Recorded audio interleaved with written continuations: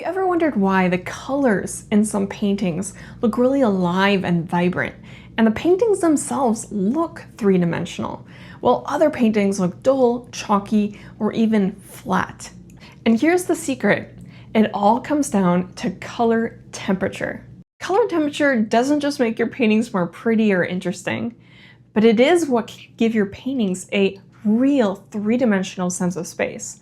So it's color temperature that can make things recede far back into the background and make objects come forward. I know we've all seen those paintings that have that real kind of dynamic sense of space where you can really feel how things move back and how things come forward right in front of you.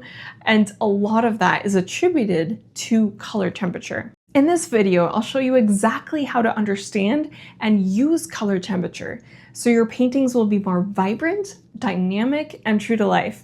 And I'll share some surprising insights that even many experienced painters miss. Before we can confidently use color temperature, we need to first understand what it actually is.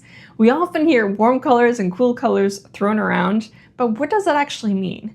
So in a very generalized and simplified sense, again, very generalized and simplified, warm colors tend to be reds, oranges, and yellows, while cool colors tend to be blues, greens, and some purples. But here's the interesting part. A single color can be both warm and cool, depending on the context it is in, or in other words, depending on what colors are surrounding it. I will explain that one in just a bit. But first I want to show you how every single color on the palette has a warm and cool version of it. For example, let's look at red. So cadmium red is a warm red because it leans towards orange. However, alizarin crimson is a cooler red because it leans more towards blue.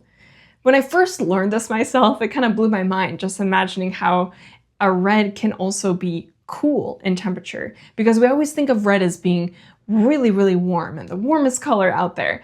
So just know it's possible to have a cool red. And let's take a look at blue. So ultramarine blue has a reddish undertone, making it a warmer temperature blue. Well, phthalo blue has more of a greenish undertone, which makes it more of a cooler blue. And yellow? So cadmium lemon leans a little bit more towards green, which makes it a cooler temperature yellow. Well, cadmium yellow leans a little bit more towards orange, which makes it a warmer yellow. And it gets even more fascinating. I alluded to this earlier, but a color can look both warm and cool depending on what colors are surrounding it. So a neutral gray, for example, that's surrounded by cool blues will look warm in temperature. However, by contrast, that exact same neutral gray, when it's surrounded by oranges, will look cool in temperature. And this is why color is always relative. A color cannot be warm or cool in isolation on its own. It's always in relation to what it's next to. For example, earlier I talked about alizarin crimson and how it's a cool temperature red. And that is because it is next to cadmium red, which is a warm temperature red, as we learned earlier. So it's always because of that, because of what is next to. And this is also very true when you're mixing up colors for a painting. When you're looking at something, you're always going to be asking yourself, is this color warmer or cooler than the color that it is next to? And this helps guide you in the color mixing process. Now that we understand that color is always relative, let's talk about how you can actually start to see it in real life situations, as well as in your own paintings. So you always want to compare and not label. So to reiterate what I mentioned before, you never want to say, this is a warm color, or this is a cool color.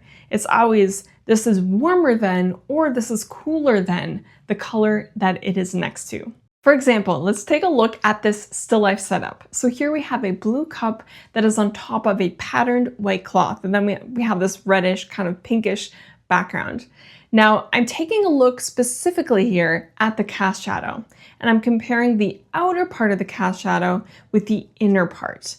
Now, when I compare the two, I really notice that that outer part of the cast shadow is warmer in temperature in comparison to the inner part. The outer part of the cast shadow is a little bit more yellowish and therefore warmer in temperature in comparison to the inner part, which is a little bit more bluish, likely a reflection, of course, from the blue cup.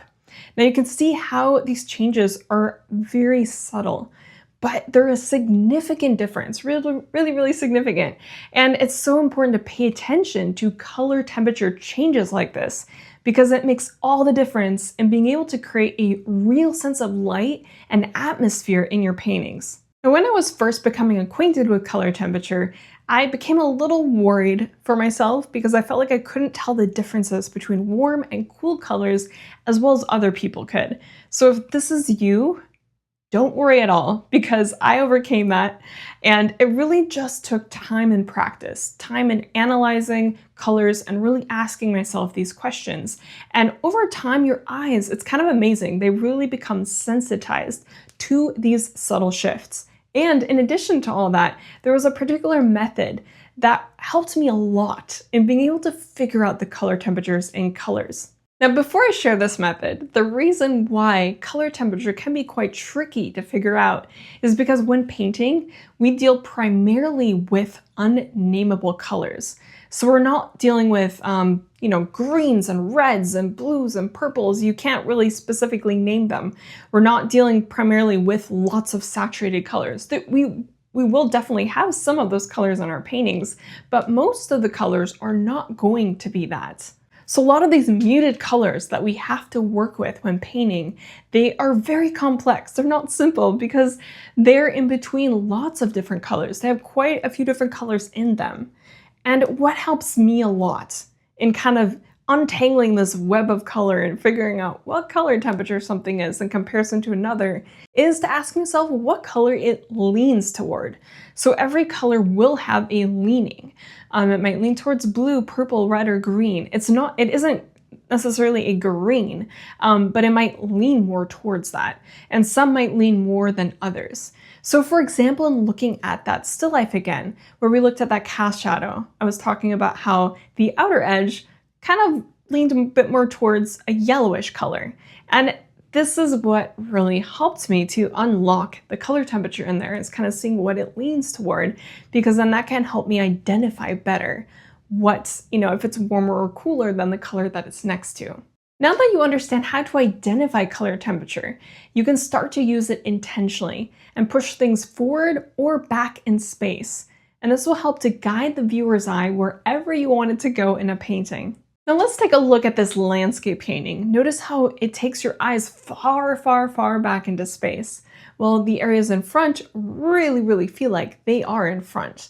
And color temperature is assisting in all of this and creating this vast sense of space.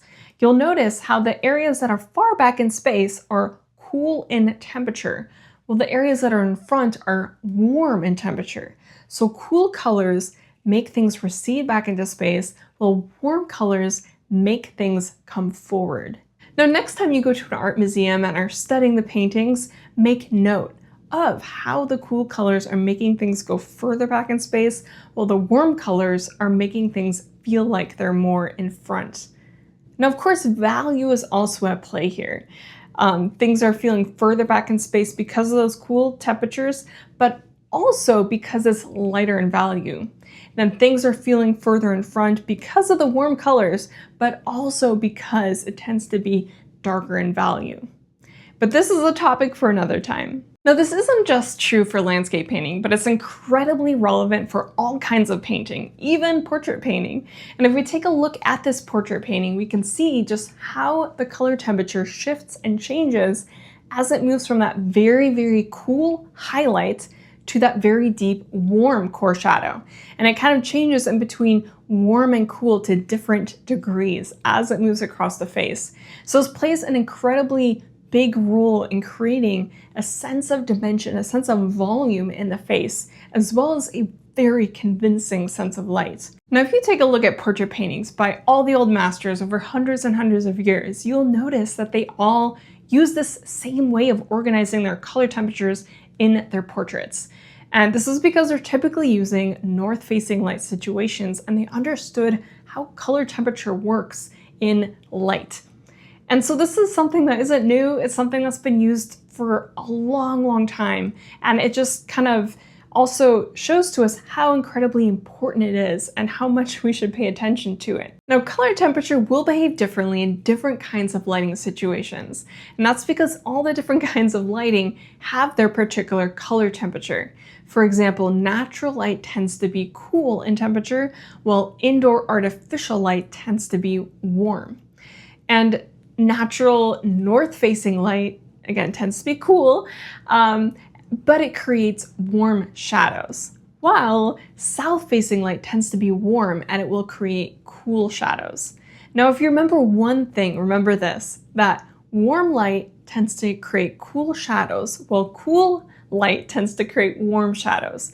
Now, this isn't always the case, but it commonly is. Now, another thing that the old masters understood about color temperature is that if they didn't utilize it in their paintings, they would end up looking chalky.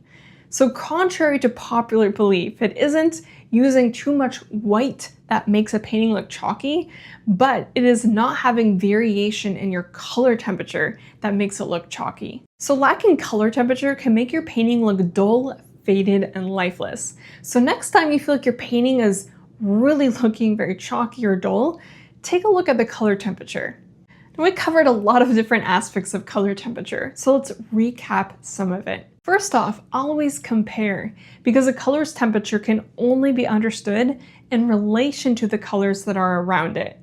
Secondly, there is a warm and cool version of each color.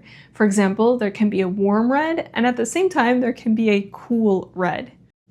And thirdly, color temperature can create depth and space in a painting by creating a believable sense of volume.